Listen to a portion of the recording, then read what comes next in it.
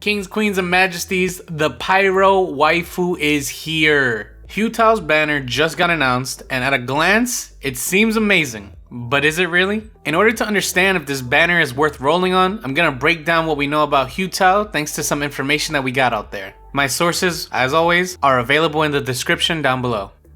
Hu Tao is a Pyro Lance unit, and according to MiHoYo, she is a burst DPS. And given the information that we have here, we can safely assume that that is the case. To understand that though, we're gonna go ahead and talk about Hu Tao's skills. First off, her elemental skill is called Guide to Afterlife. This is a very cool elemental skill. It has 2 effects and it feels like it should be a burst, but all the information that we have clearly points to it being her elemental skill. So let's talk about it. Guide to Afterlife consumes 30% of Hu Tao's HP and then causes a burst of pyro that launches enemies back and puts Hu Tao into a state called Paramita Papilio, aka her PP state. This state becomes activated for 9 seconds and has a cooldown of 16, which has a few effects that are pretty interesting. First off, while in her PP state, Hu Tao's attack is increased based on the max HP that she has when triggering this state. However, the attack bonus cannot exceed 400% of Hu Tao's base attack. Next up, while in PP state, all damage is converted to pyro damage, which cannot be overridden by other elemental infusions. You should keep this in mind when we start talking about whether this banner is worth rolling for or not. The next thing that the PP state does for Hu Tao is that all charge attacks apply the Blood Blossom effect when you hit an enemy with it. I will explain what the Blood Blossom effect is in just a moment. The last thing that the PP state does for Hu Tao increases resistance to being staggered while in this state. Now, as I just said, I will explain what the Blood Blossom effect does. Blood Blossom has a duration of 8 seconds after application and can only be refreshed by Hu Tao herself. Enemies that are affected by Blood Blossom will take pyro damage every 4 seconds, which is considered elemental skill damage. This effect activates every 4 seconds, meaning the damage will only proc 2 times after every Blood Blossom application. Whew. As you can see, her elemental skill is her bread and butter, and it's pretty beefy and has a lot of information. But we gotta talk about her elemental burst. And her elemental burst, Spirit Soother, is not as technical as her elemental skill. However, it does still have some effects that we do need to keep in mind here. Spirit Soother commands a blazing spirit to attack, dealing pyro damage in a large AoE. When an enemy is hit with this burst, it will regenerate a percentage of Hu Tao's max HP. This effect can only be triggered up to 5 times based on the number of enemies hit. Another thing is, if Hu Tao's HP is below or equal to 50%, when an enemy is hit, both damage and HP regeneration is increased. And for some information about it, it does have a 15-second cooldown and an energy cost of 60, which is pretty average and fair. Last thing we're going to talk about is her passive skills. They're very useful and both help her being a burst DPS and maybe even a main DPS. The more the merrier is her world passive that gives her an 18% chance to create a suspicious dish while cooking. That's cool and all, but the stuff that we really care about. Flutter by, no, not shy, brownies please. Flutter by, when Hu Tao is in her PP state, all allies in the party, excluding Hu Tao herself, will receive a crit rate increase by 12% for 8 seconds. Sanguine Rouge is her next one, and when Hu Tao's HP is equal to or less than 50%, her pyro damage bonus is increased by 33%. And with that pretty much covers all of Hu Tao's kit. So now that you know her skills, I bet your head is spinning with ideas, and I know for a fact mine is, but I'll cover that in a later video. For now though, leave me a comment on some team ideas that you already have for her.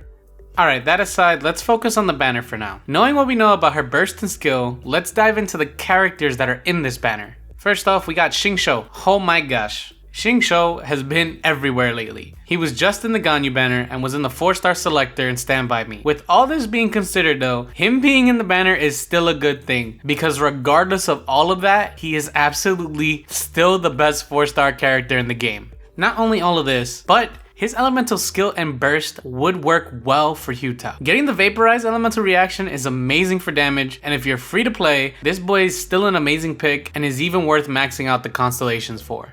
Next up, we got Xiangling, and I'm not gonna disrespect our queen by calling her a budget Hu Tao just because she's pyro and has a lance. However, Xiangling is an amazing unit whose elemental skill and burst might not be ideal for Hu Tao. Given what we know about Hu Tao, MiHoYo considers her a burst damage dealer, and Xiangling is a sub damage dealer. So I don't really know if they're gonna work that well together. There is that pyro resonance that they can get, but we're not sure if it's gonna be worth it just yet. However, all of that aside, Xiangling is still viable on plenty of other team compositions, so getting her constellation up here is probably not a bad thing. Next up, we got Chongyun, aka Choncletas. Man, Choncletas, they really like to do you dirty, huh? Choncletas is a great cryo character. His elemental skill is great for applying cryo onto enemies. However, with the way Hu Tao's elemental skill works, she will not be applying cryo while she's in her PP state. However, I still don't want to write off Choncletas just because of the fact that Hu Tao is considered a burst DPS, so there's still potentially a chance for that cryo application being huge. We have to test this further before we can really decide that. So for now, I'm not going to say that he's the weakest character in terms of a team composition with Hu Tao, but I don't exactly see him being the best either. And those are all the characters. And with that, we know what Hu Tao does, we know what these characters could potentially do for her, so should you roll on this banner? Overall, I think this banner is worth rolling on. However, there are a few things that you do have to keep in mind if you are wanting to roll here. First off, if you got Zhao and you are free to play, do not even look at this banner. I do not recommend you rolling on this banner. It's much too soon and you probably don't have the primos to spare. Not only that, but you have a burst DPS that has an ability that overwrites elemental infusions already. I'm not saying Zhao is a Hu Tao replacement, but he is already a huge burst DPS as is. I recommend saving your primos for maybe a rerun that we could be seeing in the future. Venti might be imminent. My video for that got taken down because MiHoYo, hates me. But just know that there is a potential that we will see a Venti rerun in the future. So save your primo gems. Another thing is, if you are free to play and you have D-Luke and have him built up, while yes, Hu Tao is our first Pyro waifu, you already have an amazing Pyro DPS. Yes, Hu Tao could potentially be pretty good on a D-Luke team, however, it's not worth wasting the primos right now. There are plenty of things that could be coming in the future that would be plenty viable for a second team, or even just a character you might be needing. Now, moving on from that, if you have no 5-star Pyro DPS and no Zhao, then yes, roll for Hu Tao. The worst case scenario is you get Xiangling at a higher constellation level, and that is still viable for having a Pyro application as a whole.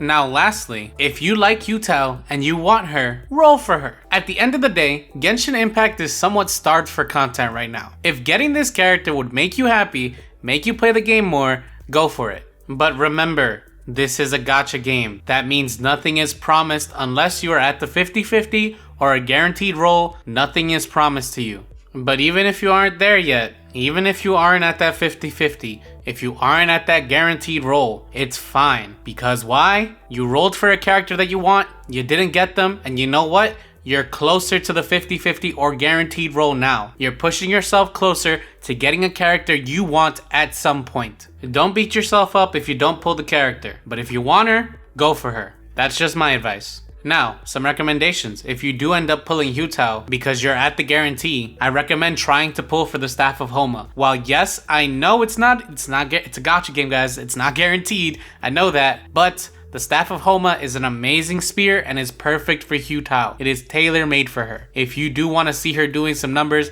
you want to main this character, you want her to be your baby boo-boo bear, go for it. Roll for that staff. Maybe stop after you get only one 5-star weapon, and it's Wolf's Gravestone. It's called Staff of Homeless for a reason, but the weapon banner is still really good, and if you get Gravestone over Homa, it's fine. You're getting a good weapon regardless.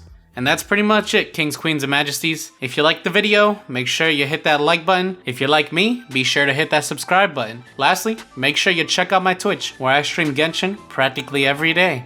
Later.